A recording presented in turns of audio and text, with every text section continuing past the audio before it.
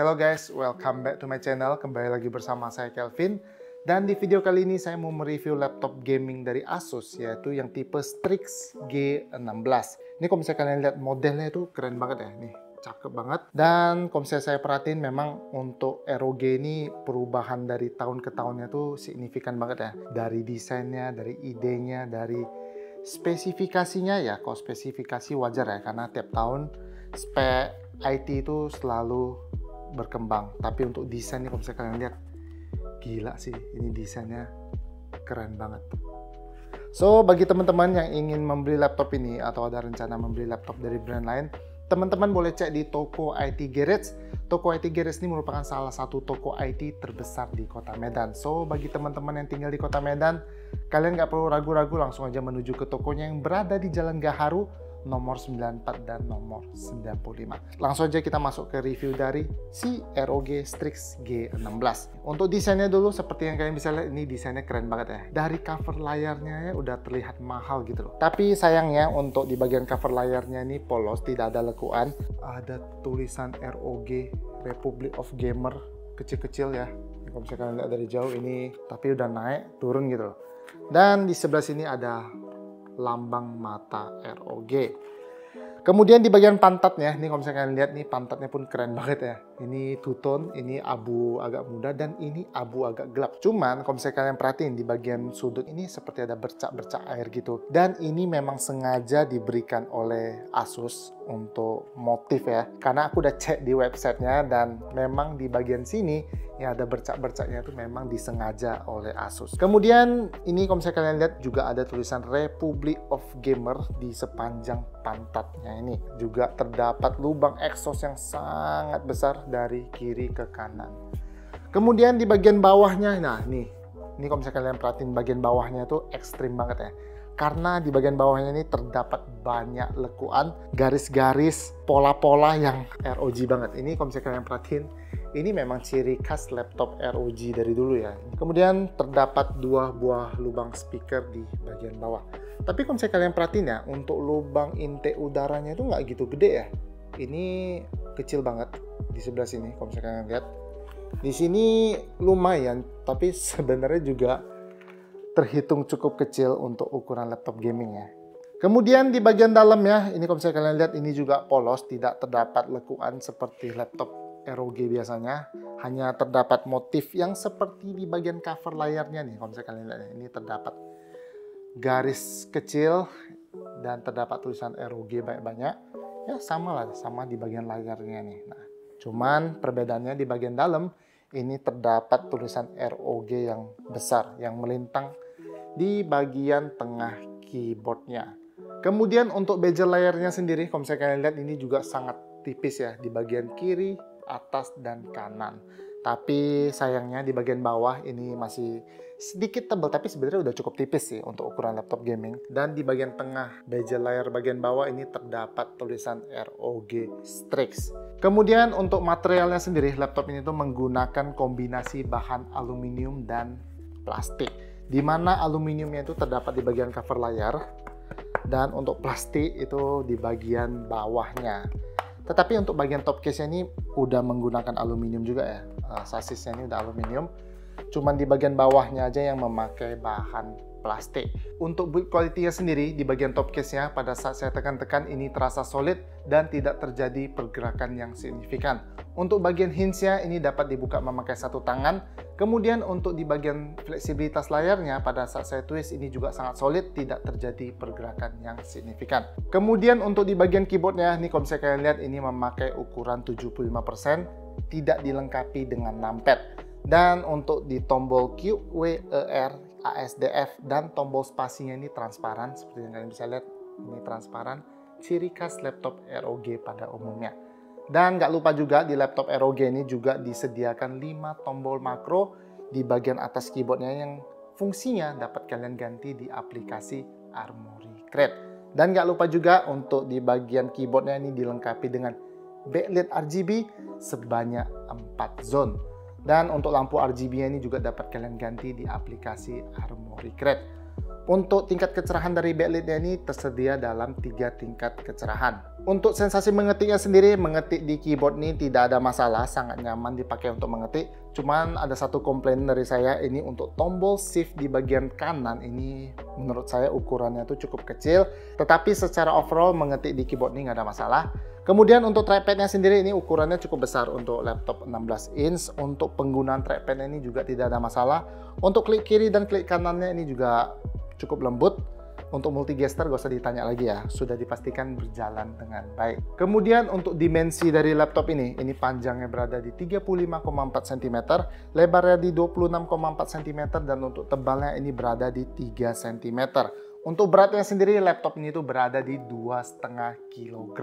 Kemudian untuk kelengkapan portnya sendiri di sebelah kirinya ini terdapat satu DC input, satu RJ45, satu HDMI 2.1, satu Thunderbolt 4 yang sudah support DisplayPort, dan satu USB Type-C 3.2 yang sudah support DisplayPort dan Power Delivery. Untuk di sebelah kanannya ini hanya terdapat dua USB Type-A 3.2. Untuk layarnya sendiri ini menggunakan ukuran 16 inch beresolusi Full HD+, memakai aspek rasio 16:10. Untuk panelnya sendiri ini memakai IPS level. Untuk refresh rate-nya ini berada di 165 Hz. Untuk color gamutnya sendiri ini sudah 100% sRGB. Untuk webcamnya sendiri ini masih menggunakan resolusi 720p 30 fps. Jadi itu saja untuk desain dan eksterior dari si Asus Strix G16. Sekarang kita masuk ke spesifikasi dari laptop ini. Untuk prosesornya sendiri ini menggunakan Intel Core i7 13650HX dengan 6 performance core, 8 efficiency core, 20 thread, dan untuk TDP-nya ini sebesar 50 watt. Dan untuk turbo boost ini dapat mencapai 4,9 GHz. Untuk GPU-nya sendiri ini menggunakan Nvidia GeForce RTX 4050 dengan VRAM-nya ini sebesar 6 GB GDDR6. Dan untuk TDP-nya sendiri ini dapat mencapai 140 watt. Untuk RAM-nya sendiri ini sebesar 16 GB DDR5 dengan speed-nya itu berada di 4800 MHz yang sudah berjalan di dual channel. Untuk kapasitas penyimpanan ini sebesar 512 GB menggunakan SSD NVMe PCIe Gen 4. Dan sayang sekali di laptop ini kalian sudah tidak dapat slot kosong untuk kalian upgrade kapasitas RAM, karena untuk konfigurasinya ini memakai 2x8 GB. So bagi teman-teman yang ingin mengupgrade RAM di laptop ini, terpaksa kalian harus mengganti RAM yang sudah terpasang di laptop ini. Tetapi untuk kabar baiknya di laptop ini itu masih tersedia satu slot M.2 untuk kalian upgrade kapasitas penyimpanan. Untuk sektor coolingnya sendiri di laptop ini itu memakai 3 fan dan 7 heat pipe, di mana untuk dua fan-nya itu berukuran besar dan satu fan-nya itu berukuran kecil. Dan gak lupa juga untuk di laptop ini itu sudah memakai liquid metal untuk thermal paste-nya. Untuk speakernya sendiri ini ada dua di bagian bawah sini. Untuk suaranya ini saya bandingkan dengan laptop MacBook Pro 16 inch, dan untuk volumenya ini sama-sama berada di 75%.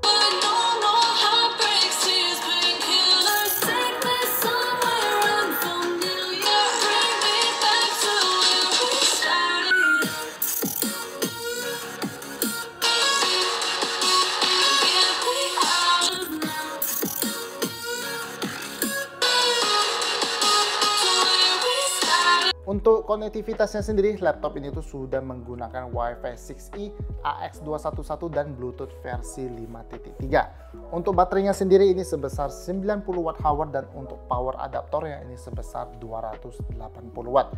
Jadi itu saja untuk spesifikasi dari si Asus Strix G16. Sekarang kita coba tes performa dari laptop ini. Yang pertama kita tes kecepatan SSD-nya dulu. Untuk kecepatan bacanya ini berada di 4318 MB per detik. Dan untuk kecepatan tulisnya ini berada di 1827 MB per detik. Kemudian saya coba render gambar BMW menggunakan Blender. Untuk render menggunakan CPU ini selesai dalam waktu 1 menit 55 detik. Untuk render menggunakan GPU ini selesai dalam waktu 25 detik. Lanjut di tes berikutnya ini saya memakai Cinebench R15. Di sini saya coba looping selama 10 kali. Untuk rata-rata skornya ini berada di 3176. Kemudian di Cinebench R20 di sini juga sama, saya coba looping selama 10 kali. Untuk rata-rata skornya ini berada di 8063. Di Cinebench R23 untuk single core ini mendapatkan 1903 dan untuk multicore ini mendapatkan 21.135. Di Furma mendapatkan 9.676 dengan rata-rata 161 fps. Kemudian di tes berikutnya ini saya menggunakan 3D Mark. Di CPU profile ini mendapatkan 9.007, di Firestrike ini mendapatkan 21.127. Di TimeSpy mendapatkan 9.357 dan di Port Royal ini mendapatkan 4.849. Kemudian saya coba stress test laptop ini menggunakan TimeSpy. Laptop ini tuh lolos dengan skor 99,7%. Kemudian untuk tes ketahanan baterainya sendiri, laptop ini tuh mampu bertahan selama 4 jam 56 menit dengan memakai discrete GPU dan dapat bertahan selama 9 jam 55 menit dengan menggunakan integrated GPU. Jadi itu saja untuk tes performa dari laptop ini. Sekarang kita masuk ke tes game dari laptop ini. Untuk settingan game ini saya set ke high semua. Di game pertama ini ada game Dota 2. Untuk rata-rata FPS-nya ini berada di 203, untuk terendahnya berada di 168 dan untuk tertingginya berada di 232. Kemudian di game berikutnya ini ada game Cyberpunk. Untuk settingannya itu di high. Untuk ray tracing-nya ini berada di medium. Untuk rata-rata FPS-nya ini berada di 56, terendahnya berada di 46 dan untuk tertingginya berada di 70. Di game berikutnya ini ada game God of War. Untuk settingan grafiknya ini di high. Untuk rata-rata FPS-nya ini berada di 131, terendahnya di 111, tertingginya berada di 172. Di game terakhir ini ada game The Witcher 3. Untuk settingan grafiknya ini di high. Rata-rata FPS-nya berada di 60, terendahnya di 51, dan tertingginya berada di 61. Secara overall, gameplay di laptop ini itu berjalan dengan lancar, nggak ada masalah. Saya juga tidak mendapatkan lag sama sekali. Dan yang terpenting pada saat memainkan game maupun menjalankan benchmark, laptop ini tuh sama sekali tidak panas. Di bagian keyboardnya ini juga adem ayem. Untuk pembuangan panas dari laptop ini sangat maksimal. Ya mungkin terbantu juga dengan liquid metal yang dipakai di laptop ini. So itu saja untuk tes dari laptop ini. Sekarang kita masuk ke kesimpulan saya tentang laptop ini. Sisi positifnya dulu, yang pertama yang sudah pasti itu sektor cooling dari laptop ini tuh luar biasa banget. Dengan kombinasi 3 fan dan 7 heat pipe itu membuat hawa panas yang dikeluarkan dari CPU dan GPU dari laptop ini itu terbuang semua, tidak tertinggal sedikit pun. Karena untuk di permukaan keyboardnya ini sangat adem, tidak terasa panas sama sekali. Kemudian yang kedua ini ada di desain dari si Asus Strix G16 nih. Memang desain itu selera masing-masing, tapi menurut saya desain dari laptop ini itu cakep banget. Nih kalau misalkan kalian lihat, ini minimalis banget loh. Lain banget dengan laptop ROG zaman dulu yang norak dan banyak RGB-nya. Di laptop ini itu RGB-nya itu udah sedikit banget. Dimana kalau misalnya dulu di logo matanya tuh lampu RGB. Kalau sekarang tuh udah enggak guys. Jadinya terasa lebih mahal. Dan di bagian pantatnya ini juga enggak norak, simple, minimalis. Ya satu-satunya tempat yang norak itu cuman di bagian bawah dari laptop ini. Kalau misalnya lihat, ini norak sih. Kalau misalnya ini desain bawah ini dipakai ke cover layar ini norak. Cuman lagi-lagi di bagian bawah laptop itu kan nggak akan kalian lihat ya, karena bagian bawahnya ini akan menghadap ke meja, so orang-orang juga nggak akan lihat bagian bawah ini. Dan untuk build quality dari laptop ini juga mantap. Untuk bagian top case-nya ini mantap. Hinge-nya ini juga dapat dibuka memakai satu jari. Untuk fleksibilitas layar juga ya sangat solid. Dan yang terpenting ini bagian bezel layarnya nih. Ini tipis banget nih, gila. Ini kalau misalkan lihat, ini frame tertipis yang pernah saya lihat nih. Gak tahu ya kalau misalnya ada yang lebih tipis, tapi ini tipis banget sih. Kemudian untuk di sisi positif berikutnya ini ada di layarnya. Untuk color gamutnya ini sudah 100% sRGB. Tapi saya rasa untuk harga 25 juta memang seharusnya itu sudah 100% sRGB sih. Karena kalau belum sih kelewatan ya. Dan untuk sisi positif yang terakhir di laptop ini tuh kalian masih mendapatkan satu slot kosong M.2 untuk kalian upgrade kapasitas penyimpanan. So itu saja untuk sisi positif dari laptop ini. Sekarang kita masuk ke kekurangan dari laptop ini. Yang pertama yang sudah jelas itu juga di area layar guys. Karena untuk webcam dari laptop ini masih beresolusi 720p. Di sini saya cukup kecewa dengan laptop ini karena untuk layarnya ini sudah bagus banget ya. Dimana bezelnya udah tipis, color gamutnya sudah 100% sRGB, penempatan kameranya juga cakep. Kalau dulu kan ROG di bawah tuh ya, sekarang udah di atas. Tapi sayang banget untuk resolusinya ini masih 720p. Ya, saya berharap sih di next gen atau enggak di refresh produk berikutnya sudah bisa menggunakan resolusi Full HD. Kemudian untuk sisi negatif berikutnya ini ada di bagian port. Untuk kelengkapan port ini sebenarnya udah cakep banget ya karena mendapatkan Thunderbolt 4 dan HDMI 2.1. Tapi sayang banget untuk laptop berukuran gede gini, berat dan tebal, tidak mendapatkan SD card reader. Padahal seharusnya di bagian kanan ini masih bisa dikasih satu slot. Cuman nggak tahu ya, entah kenapa laptop-laptop zaman sekarang tuh pelit banget sama yang namanya SD card reader. Padahal pemakaian SD card reader tuh masih cukup besar ya. Maksudnya nggak sedikit gitu lah pakai. Karena kayak gini saya memakai kamera aja masih menggunakan SD card reader. Kalau misalnya mau ngedit di laptop, gimana rasanya? Kan harus beli card reader lagi. Jadi cukup disayangkan untuk spesifikasinya padahal sudah mantap banget. Cuman sayang aja di kelengkapan portnya ini tidak ada SD card reader. Kemudian di sisi negatif berikutnya, seperti yang saya bilang tadi, untuk laptopnya ini sangat berat dan cukup tebal ya. Bukan cukup sih, tebal lah ini. Ini 3 cm guys. Ini kalau misalnya kalian lihat, ini tebalnya 3 cm. Dan untuk beratnya nih 2,5 kilo. Jadi kalau misalnya kalian bawa laptop ini kemana-mana, ya siap-siap aja kalian merasa berat dengan beban yang kalian bawa ini. Dan 2,5 kilo itu belum sama chargernya loh. Walaupun chargernya itu 280 watt, ya agak slim lah. Tapi ya walaupun slim, ya tetap berat lah. Laptop ini bulky banget.